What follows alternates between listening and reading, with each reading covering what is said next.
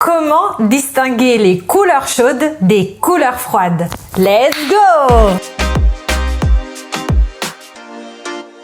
Hello, moi c'est Aurora, je suis italienne, je suis image stratégiste et coach d'empowerment au féminin et ma mission c'est d'aider les working girls et les girl boss à devenir des femmes charismatiques et stylées car en utilisant à bon escient leur image. L'image les filles est un outil stratégique. Si on arrive à comprendre quels sont les codes, quelles sont les formes, les matières et les couleurs qui nous vont, on arrivera à réussir dans notre vie car on arrivera à transmettre l'image de qui nous sommes vraiment, notre authenticité et singularité. Si tu es nouvelle sur cette chaîne, je voudrais t'offrir un petit cadeau. Tu peux télécharger dans la barre d'infos un e-book contenant les 7 pièces incontournables de la Girl Boss. Il s'agit donc d'un e-book gratuit, c'est pour toi. Et si cette chaîne te plaît, rejoins tout de suite cette communauté de Girl Boss en t'abonnant et n'oublie pas d'appuyer sur la cloche pour ne rater aucune de mes vidéos. Suis-moi aussi sur Instagram où tous les jours je donne des conseils de style. Alors, bien sûr, on peut démarrer, on peut rentrer dans le vif du sujet car j'ai publié déjà une vidéo sur comment faire un test de colorimétrie à la maison. Si tu l'as raté, je vais te mettre avec le petit i, comme ça tu pourras la visionner. Sauf que dans cette vidéo, je parle des 6 dimensions de la couleur, dont les couleurs chaudes versus les couleurs froides. Je donne rapidement l'explication, mais aujourd'hui, on va faire vraiment un focus sur couleur froide versus couleur chaude pour que tu puisses les distinguer et du coup procéder à une analyse pertinente pour toi. Alors déjà, petite règle de base, on a dit qu'une couleur chaude, c'est une couleur dans laquelle on va rajouter des pigments jaunes. Donc si on prend le cas du rouge, je vous le montre ici, ça sera plutôt dans des rouges orangés. Et une couleur froide, c'est une couleur dans laquelle on a rajouté plutôt des pigments bleus. Donc les rouges vont plutôt tendre plus vers le rose. Toutes les couleurs, disons comme les fruits de bois, les fraises, les framboises, voilà. Donc toutes ces couleurs qui vont contenir une petite ou voire une grosse partie de bleu. Et c'est comme ça qu'on va distinguer les deux couleurs, en fait les deux typologies de couleurs. Du coup, on peut avoir du rouge chaud et du rouge froid.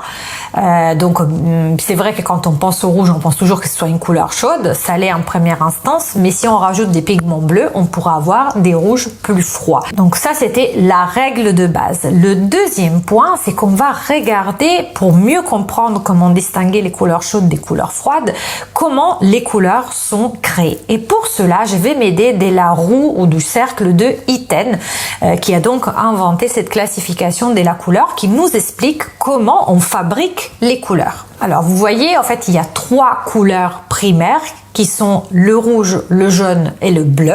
Dans la roue, en fait, elles sont côte à côte et quand on les mélange les uns avec les autres, en fait, avec la couleur adjacente, et on va prendre 50% par exemple de bleu et 50% de jaune, voilà, on va obtenir le vert. Donc en les mélangeant, on obtient les couleurs secondaires qui sont le vert, le violet et le orange.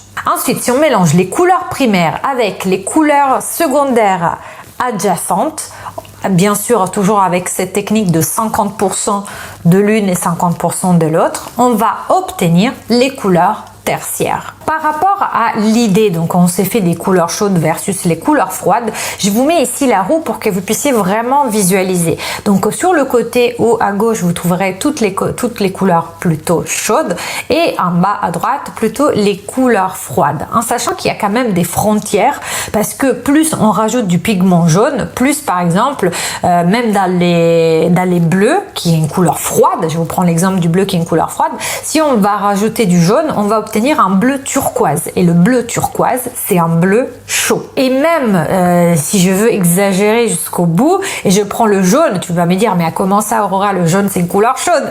Mais oui, mais si je rajoute une pointe de bleu, je vais obtenir un peu ce jaune un peu acide. Du coup, ça va être un jaune froid. Donc, pour chacune des couleurs, on peut avoir les deux, mais je vous ai mis ce cercle pour que déjà vous puissiez visualiser ce que c'est couleur chaude et couleur froide.